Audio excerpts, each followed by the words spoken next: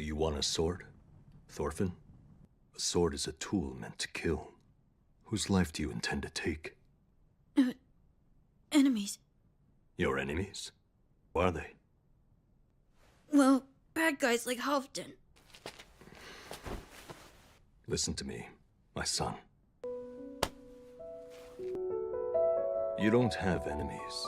The truth is that nobody has them. Nobody in this entire world deserves to get hurt.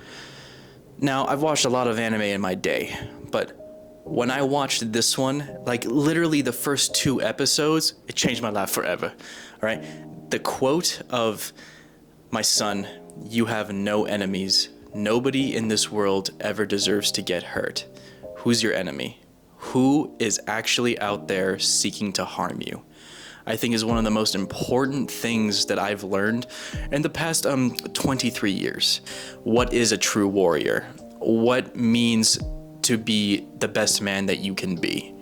And one of the points that Thorfinn's dad points out is how, like, son, like, why do you want a sword? You don't have enemies. Nobody in this world is out to get you. Nobody wants to hurt you, right? Like, you are safe, you are fine, right?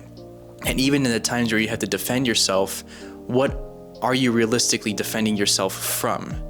The ideas of man, or are you protecting some sort of like misled pride? And I think that's one of the more important things I found out is like, if I'm facing you and I'm looking at you directly, right? And I just met you for the first time, there's no reason why we should be enemies, right? Like, I don't know who you are. Like, if I'm fighting for the United States and you're fighting for a different country and I met you on the battlefield, I don't know you. I don't know anything about you. And yet somehow we're fighting against each other to prove what?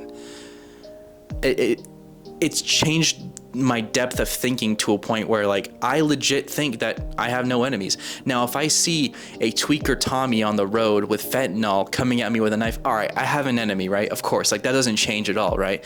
But the idea that, like, the nations that we serve, the people that we are under, like, they give us preconceived notions that, like, oh, other people are our enemies. It's like, no, like, other people are not my enemies. And if I did pursue that, and if I did pursue these endless, timeless wars, or if I did continue to seek out different people in the means of hurting them, it'd be for a savage point, but in some way I'd be regarded as like a warrior. I'd be regarded as like a person who's noble, right?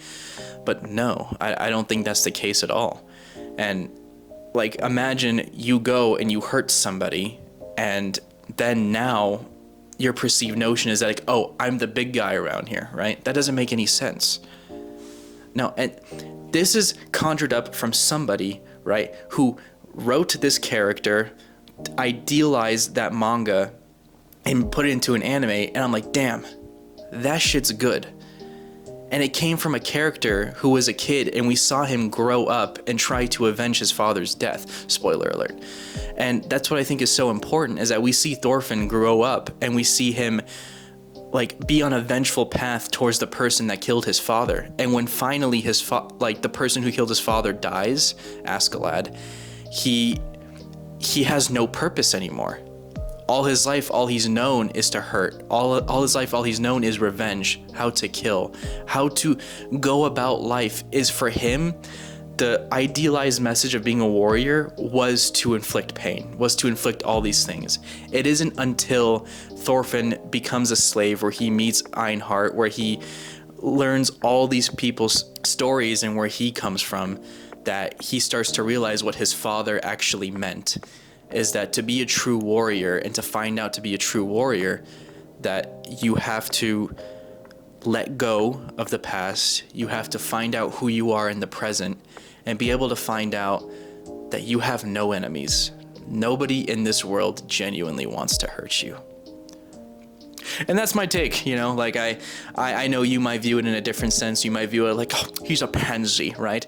But no, I feel like these words have like integral value because throughout your daily life, you're not going into conflicts every single day, right? Which means 95% of the time you have no enemies. There's nobody that wants to hurt you, right? As you're going about your day, somebody else is also going about theirs, right? But if Fentanyl Tommy comes and Fentanyl Tommy has a gun or he has a knife, you have an enemy. That makes sense. I get that, right? In certain situations like that, I get it, right? But when you're seeking out that type of enemy, when you're seeking out that type of danger, that doesn't make you a true warrior at all. I think that makes you a pansy.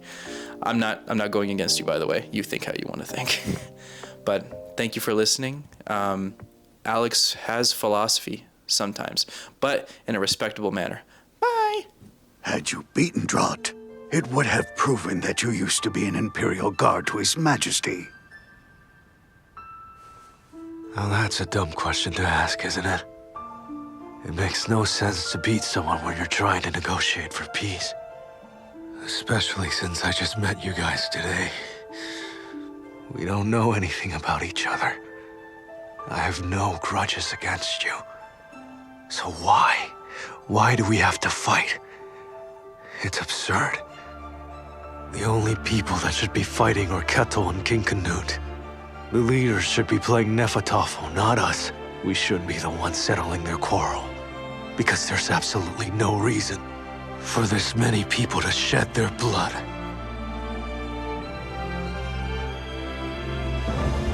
It shouldn't be us. We've just met each other. And that means no one here is my enemy.